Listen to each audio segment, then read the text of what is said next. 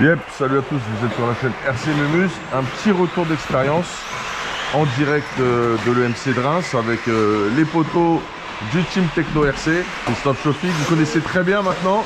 Hein, on le reconnaît d'ailleurs quand il vient à plus de 500 km de chez lui. On fait mais vous êtes le... Ah c'est vous? Ah très bien, enchanté.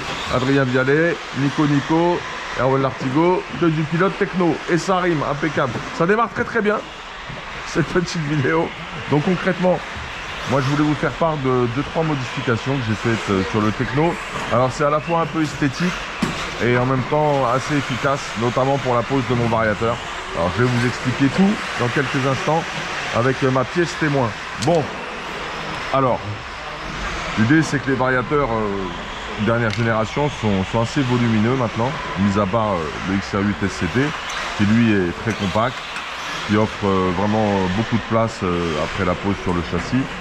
Vous savez qu'on a posé un XR8 Pro G2 avec un moteur G3 et on a décidé de le mettre dans sa position longitudinale. Or, auparavant, j'avais juste besoin de faire passer le Rislan dans cette petite plaque Vario par les trous qui était solidaire du support de cerveau de direction. Et lorsque, avec ce setup là en fait plastique de pièces solidaires du cerveau de direction, j'ai posé le XR8 Pro, j'ai eu beaucoup de problèmes. La pièce a beaucoup travaillé avec le temps, elle a pris du flex, elle était plus vraiment très plate, ma tape n'était pas suffisamment en contact sur, avec le double face. Autant pour moi, c'est le matin en fait, on vient de démarrer direct à 9h, donc c'est compliqué.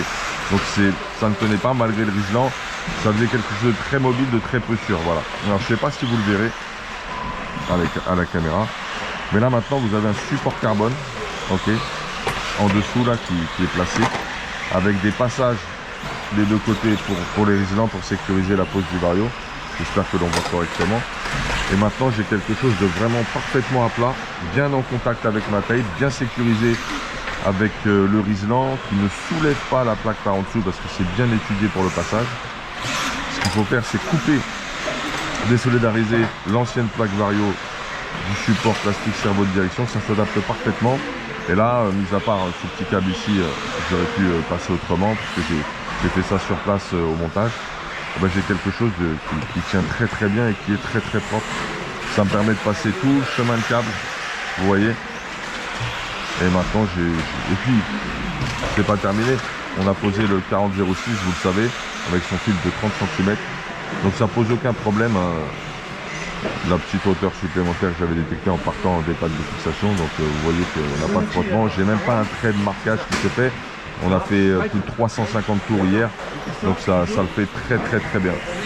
Donc je suis ravi de vous faire part de ça. Donc j'ai plus de rallonge, donc j'ai quelque chose qui est vachement plus épuré. Et du coup j'ai même de la place pour bien poser mon bouton en accès direct. J'ai plus besoin de le mettre sur le côté, de passer quelque chose de plus fin pour venir actionner marche arrêt. Ça le fait très bien. Ça c'est top, c'est génial. Ça fait super plaisir. Donc des petites options en fait carbone, W-Slime très bien pensées, qui font bien le taf. Les cotes sont parfaites, ça le fait parfaitement. On mettra le petit capot carbone, le V2 en fait, qui permet de fixer le petit support depuis Smilaps. Et ma foi c'est pas mal. Bon, côté châssis, j'ai remis un support plus 10 je crois, parce que j'étais un peu light au niveau de l'appui, surtout à Reims avec la poussière et autres.